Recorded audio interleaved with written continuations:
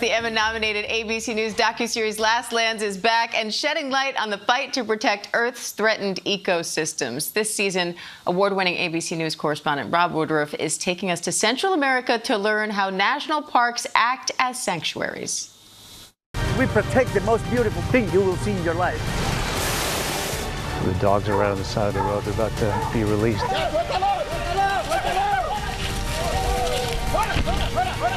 This is the only building like this in the whole world. If I lose this fight, the whole world will lose the fight too. Now, the show follows Woodruff not only as he documents the beauty of Central America, but also as he investigates how drug cartels have used these areas to smuggle illegal products. And Bob Woodruff is here now to tell us all about it. Bob, thanks for coming on, and congrats again on season 2. Thanks, Diane. It was great. So what made you focus on these particular national parks in Central America? Well, Central America, the whole series is about the national parks in the less developed countries. We did a season last year, did the same thing in 4 different countries.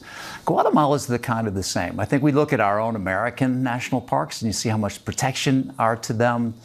They got so much history.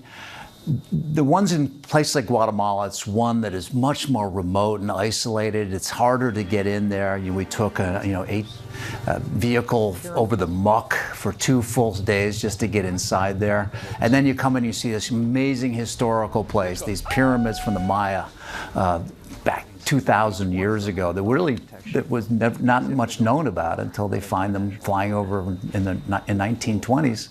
And now they realize what's underneath there is not volcanoes, that they're pyramids from the Maya. So we have these discoveries that we got there. But yes, there's also challenges to try to fight back those that are in the world of drug dealing to try to get access into the park. Also those that are trying to grow their cattle and take down the trees. So there's so many things to try to protect. The change you highlight in these places is incredible. You have this once thriving city now essentially taken over by a rainforest. You have this island once known for its prison. Now it's a shark and whale superhighway, essentially. What stands out to you most from everything that you've seen, but then also the people that you've talked to, some of whom are charged with protecting these places? So many countries we've been to. It's how do I pick the ones that are the most fascinating. But yeah, in terms of this season, what just came on Thursday was Guatemala. And yes, you have challenges from the outside, but the people, they're so committed to doing it. There's an old history in Guatemala with the jaguars. We saw tracking them, just over the border in Mexico, about the numbers that are surviving. The numbers are going down, now the numbers are going up a little bit. But you saw the locals that really want to protect us. They just need some help from the outside to do so. Panama, just to see the people that are committed to dive deep into the water, protect the sharks and the other fish that are also under threat. And yes, there's a prison there, which is pretty surprising to me. A prison that was started in 1912, I believe, sometime around then.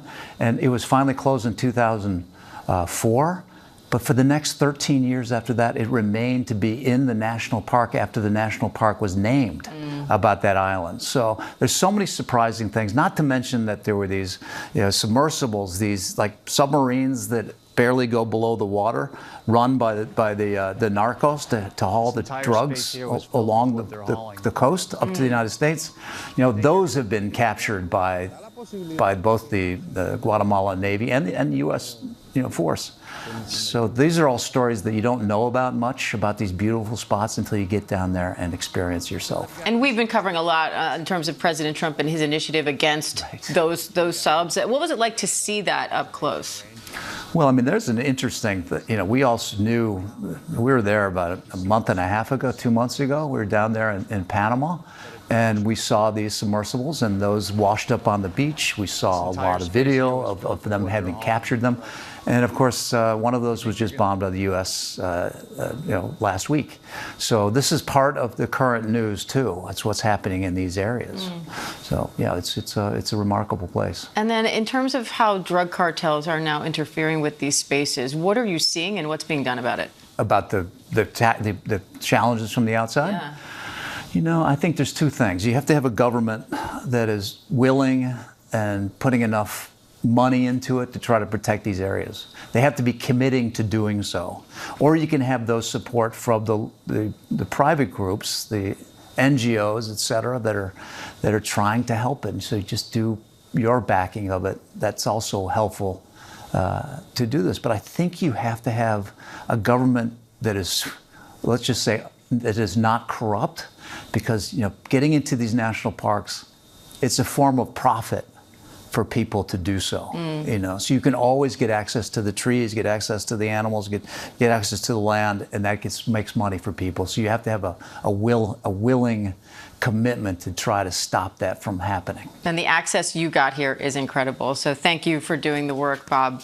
Really incredible storytelling. Thanks, Diane. All right, Bob Woodruff. And Last Lands is streaming on ABC News Live, on Disney Plus, and Hulu. You can watch that all right now.